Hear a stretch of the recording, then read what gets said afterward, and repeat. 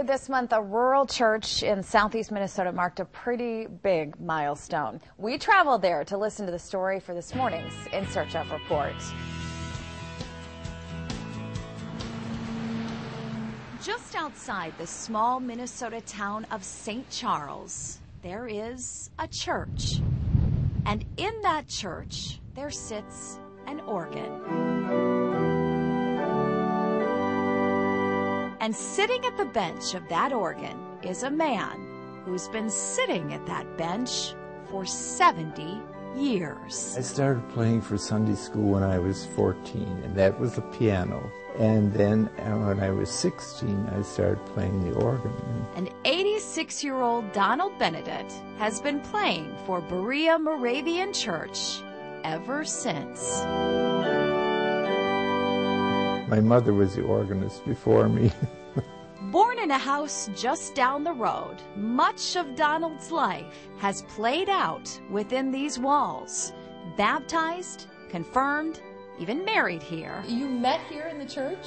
Yes, yes.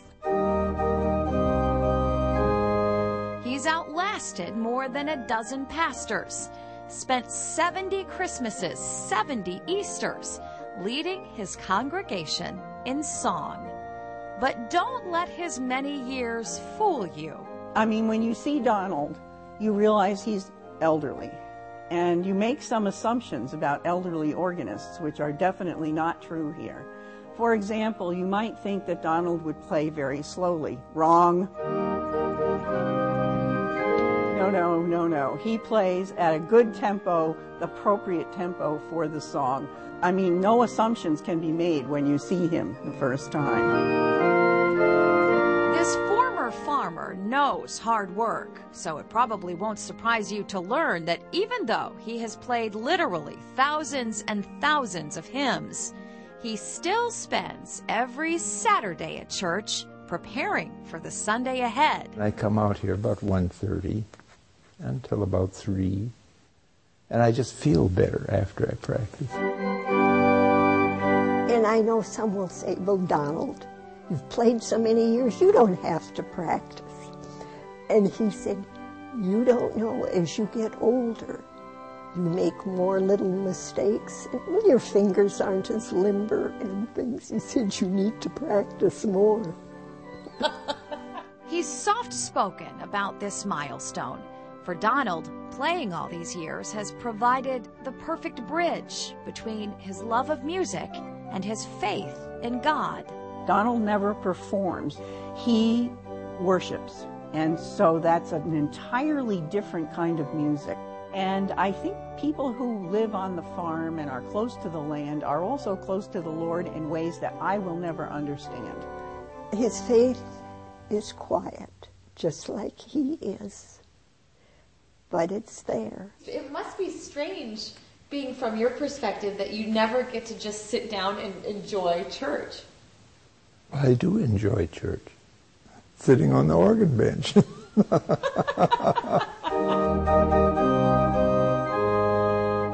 I enjoy his music, and I'm very proud of him. If I had been disgusted or angry with him, I couldn't be by the time the church service was over. I don't know what his retirement date will be. That's between Donald and God. Lord, may I please be retired myself before that happens. If the walls of this church could speak, they'd probably have a lot to say about Donald Benedict. But first and foremost, I think they'd whisper, "Thank you, old friend, for filling this room with song."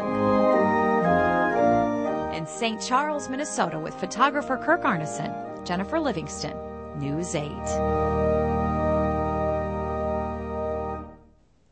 It's interesting. I asked Donald while we were there, how many weddings have you played for? Mm-hmm. And I have no idea. How many funerals? Oh, more than he could possibly count. Yeah. But it's interesting because if you ask him how many Sundays he's missed over the 70 years that he's played there. The number is quite low. He started naming, well, I had open heart surgery 3 years ago, so I missed a couple then. That'd be a good excuse. He did say he had a doctor's excuse, and he went to, Hawaii once, and so he missed a Sunday once. But it's a very, he can count them on both hands how many Sundays over the years he has missed. So it's unbelievable. And by the way, the congregation held a big celebration for Donald to mark 70 years earlier this month. And of course, he played the organ for his own celebration.